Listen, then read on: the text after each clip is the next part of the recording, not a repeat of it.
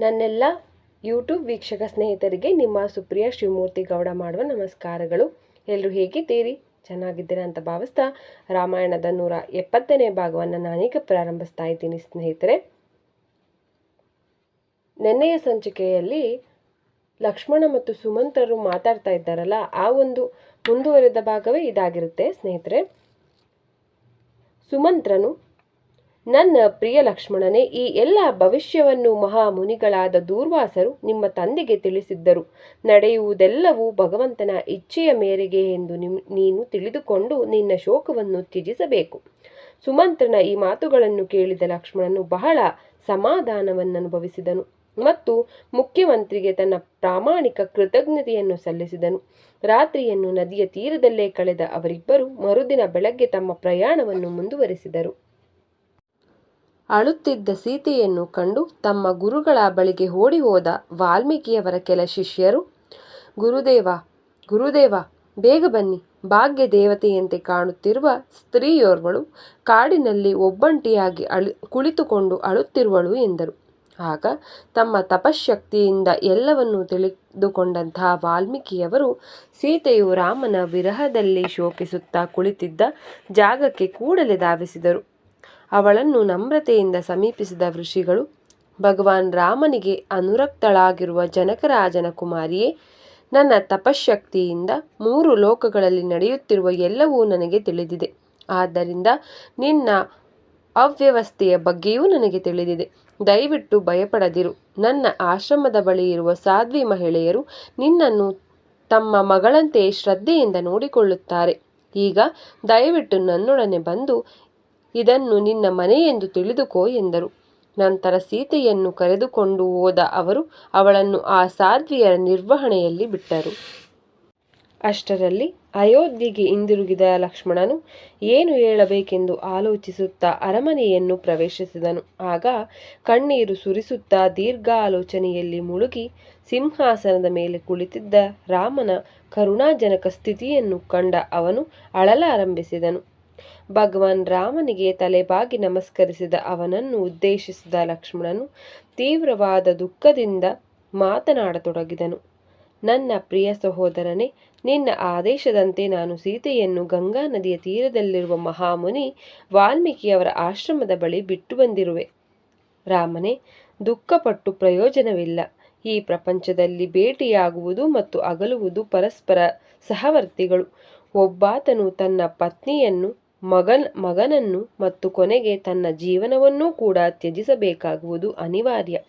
ಆದುದರಿಂದ ಬುದ್ಧಿವಂತರು ತಮ್ಮ ಜೀವನದ ಪಯಣವನ್ನು ವಿರಕ್ತಿಯ ಮನೋಭಾವದಿಂದ ಕಳೆಯುತ್ತಾರೆ. ನನ್ನ ಪ್ರಿಯ ಸಹೋದರನೇ, ನಿನ್ನ ಅನಂತ ಶಕ್ತಿಯು ತ್ರಿಲೋಕಗಳನ್ನು ನಿಯಂತ್ರಿಸುತ್ತದೆ. ಆದ್ದರಿಂದ ನೀನು ನಿನ್ನ ನಿರಾಶೆಯನ್ನು ಏಕೆ ನಿಗ್ರಹಿಸಬಾರದು? ಈ ದೌರ್ಬಲ್ಯವನ್ನು ತ್ಯಜಿಸು. ಇಲ್ಲವಾದರೆ ಇನ್ನೂ ಹೆಚ್ಚು ವದಂತಿಗಳು ಹರಡುತ್ತವೆ. ಆಗ ಜನರು ಏನು ಆಲೋಚಿಸುವರು? ಲಕ್ಷ್ಮಣನ ಈ ಒಂದು ಮಾತುಗಳನ್ನು ಕೇಳಿದಂತಹ ಶ್ರೀರಾಮಚಂದ್ರ ಪ್ರಭುಗಳು ಸ್ವಲ್ಪ ಸಮಾಧಾನವನ್ನು ಪಡೆದುಕೊಳ್ಳುತ್ತಾರೆ.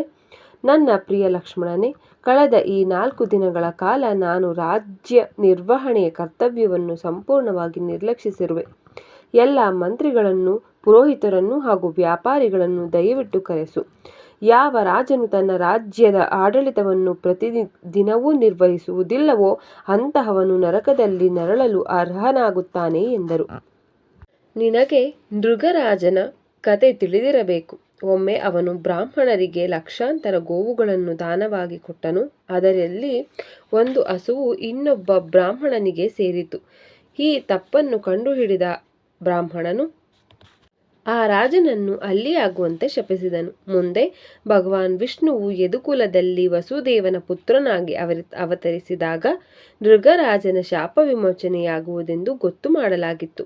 ಇಂದಿಗೂ ಕೂಡ ಆ ರಾಜನು ಬ್ರಾಹ್ಮಣರ ಶಾಪವನ್ನು ಅನುಭವಿಸುತ್ತಿದ್ದಾನೆ. ಆದ್ದರಿಂದ ಒಬ್ಬ ರಾಜನ ಅನ್ಯಾಯದಿಂದ ಎಂತಹ ದುರ್ದಶೆಯು ಉಂಟಾಗಬಹುದೆಂದು ಅರ್ಥ ಮಾಡಿಕೊಳ್ಳಬಹುದು.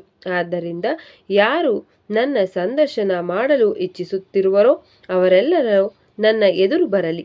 ನನ್ನ ಪ್ರಿಯ ಸಹೋದರನೇ, ನೀನು ಇಚ್ಛಿಸಿದ್ದರೆ ನಾನು ಮಹಾರಾಜರ ಜೀವನಗಳ ಇನ್ನಿತರ ಆಕರ್ಷಕವಾದ ಕಥೆಗಳಿಂದ ನಿನ್ನನ್ನು ಮನರಂಜಿಸಬಲ್ಲೆ ಎಂದರು.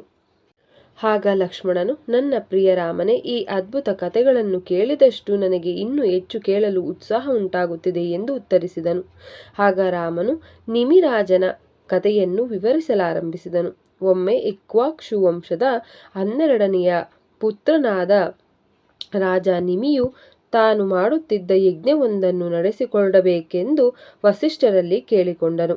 ಆದರೆ ಇಂದ್ರನ ಪರವಾಗಿ ಯಜ್ಞವನ್ನು ಆಚರಿಸುವುದರಲ್ಲಿ ಆಗಲೇ ತೊಡಗಿದ್ದ ಅವರು ನಿಮಿ ಮಹಾರಾಜನನ್ನು ಸ್ವಲ್ಪ ದಿನ ಕಾಯುವಂತೆ ಹೇಳಿದರು. ಆದರೆ ಕಾಯುವ ಬದಲಿಗೆ ನಿಮಿ ಮಹಾರಾಜನು ಗೌತಮರನ್ನು ಯಜ್ಞ ಪುರೋಹಿತರನ್ನಾಗಿ ನಿಯಮಿಸಿದಾಗ ಇದನ್ನು ತಿಳಿದ ರಾಜನ ಬಳಿ ಬಂದ ವಸಿಷ್ಠರು ಅವನು ಸಾಯುವಂತೆ ಶಪಿಸಿದರು. ಇದಕ್ಕೆ ಪ್ರತಿಯಾಗಿ ನಿಮಿ ಮಹಾರಾಜನು ವಸಿಷ್ಠರಿಗೆ ಸಾಯುವಂತೆ ಶಪಿಸಿದಾಗ ಅವರಿಬ್ಬರು ತಮ್ಮ ಭೌತಿಕ ದೇಹಗಳನ್ನು ಬಲವಂತವಾಗಿ ತ್ಯಜಿಸಬೇಕಾಯಿತು.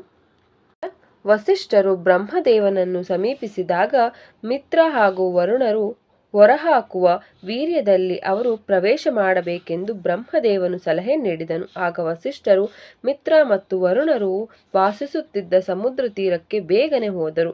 ಅದೇ ಸಮಯದಲ್ಲಿ ಸುಂದರ ಅಪ್ಸರೆಯಾದ ಊರ್ವಶಿಯು ಅಲ್ಲಿಗೆ ಬಂದಳು.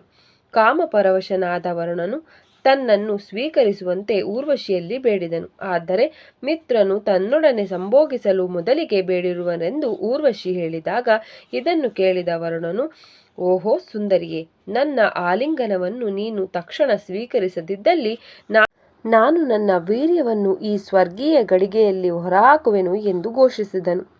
ಈ ಭಾವಪೂರಿತವಾದ ಪ್ರೇಮದ ಮಾತಿನಿಂದ ಸಂತುಷ್ಟಳಾದ ಊರ್ವಶಿಯು, ನನ್ನ ಶರೀರವು ಮಿತ್ರನಿಗೆ ಸೇರಿದ್ದರೂ ನನ್ನ ಹೃದಯವು ನಿನಗೆ ಅರ್ಪಿತವಾಗಿದೆ ಎಂದಳು. ಊರ್ವಶಿಯ ಈ ಮಾತುಗಳಿಂದ ಬಹಳ ಸಿಟ್ಟಿಗೆದ್ದ ಮಿತ್ರನು ಆ ಅಪ್ಸರೆಯನ್ನು ಭೂಮಿಯ ಮೇಲೆ ಕೆಲ ಕಾಲ ಕಳೆಯುವಂತೆ ಶಪಿಸಿದನು ಹಾಗೂ ತನ್ನ ವೀರ್ಯವನ್ನು ಆ ಸ್ವರ್ಗೀಯ ಗಡಿಗೆಯಲ್ಲಿ ಹೊರಹಾಕುವುದರಲ್ಲಿ ಮೊದಲಿಗನಾದರೂ. ಆಗ ಆ ಗಡಿಗೆಯಿಂದ ಹೊರಬಂದ ಶ್ರೇಷ್ಠ ಋಷಿಗಳಾದ ಅಗಸ್ತ್ಯರು, ಮಿತ್ರನೇ, ನಾನು ನಿನ್ನಿಂದ ಹುಟ್ಟಿರುವ ಏಕೈಕ ಪುತ್ರ ಎಂದು ಹೇಳಿ ಅಲ್ಲಿಂದ ಹೊರಟು ಹೋದನು. ಅನಂತರ ವರುಣನು ತನ್ನ ವೀರ್ಯವನ್ನು ಆ ಗಡಿಗೆಯಲ್ಲಿ ಹೊರಹಾಕಿದಾಗ ಮಿತ್ರನ ವೀರ್ಯದೊಂದಿಗೆ ಮಿಶ್ರಿತಗೊಂಡ ಅವನ ವೀರ್ಯದಿಂದ ವಸಿಷ್ಠರು ಜನಿಸಿದರು. ಈ ನಡುವೆ ಮೃತನಾಗಿದ್ದ ನಿಮಿ ಮಹಾರಾಜನ ದೇಹವನ್ನು ಎಣ್ಣೆಯಲ್ಲಿ ಸಂರಕ್ಷಿಸಿದ ಪುರೋಹಿತರು ತಮ್ಮ ಯಜ್ಞವನ್ನು ಮುಂದುವರೆಸಿದರು. ಯಜ್ಞವು ಸಂಪೂರ್ಣವಾದ ನಂತರ ಭೃಗುಮುನಿಗಳು ನಿಮಿ ಮಹಾರಾಜನ ಆತ್ಮವನ್ನು ತಮ್ಮ ತಪಶಕ್ತಿಯಿಂದ ಆಹ್ವಾನಿಸಿದಾಗ ಈ ಕೃತ್ಯದಿಂದ ಸಂತುಷ್ಟರಾದ ದೇವತೆಗಳು ರಾಜನಿಗೆ ವರವೊಂದನ್ನು ನೀಡಿದರು.